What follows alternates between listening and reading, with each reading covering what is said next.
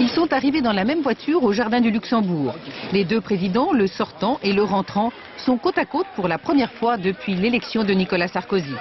Jacques Chirac avait souhaité expressément que Nicolas Sarkozy assiste avec lui à la cérémonie de commémoration de l'abolition de l'esclavage.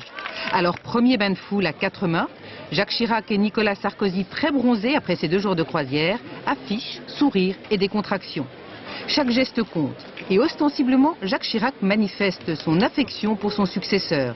Aparté et connivence. Le spectacle a attiré politiques et vedettes de tous bords, amis ou adversaires politiques au coude à coude. Je suis venue pour voir Nicolas Sarkozy et Jacques Chirac, parce que c'est une rencontre qui est assez symbolique. Le nouveau président et président sortant, donc je pense que c'est un moment assez fort. Je trouve ça beau de voir un passage de témoin entre 2 présidents de droite.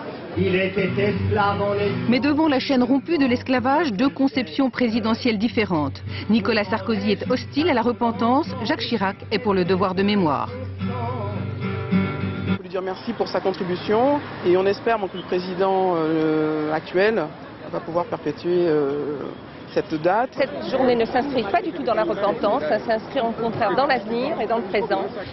Au moment de dévoiler la stèle du souvenir, le président Chirac a appelé à ses côtés Nicolas Sarkozy comme pour un passage de témoin. Dans la foule, Liliane Thuram, très hostile jusqu'à présent à Nicolas Sarkozy, veut croire que les choses s'arrangeront. On verra dans l'avenir. Aujourd'hui c'est le 10 mai, il était là, donc on verra. Je dirais que je ne peux pas anticiper l'avenir. Puis les 2 présidents sont repartis, affichant une proximité entre eux et une proximité avec les Français.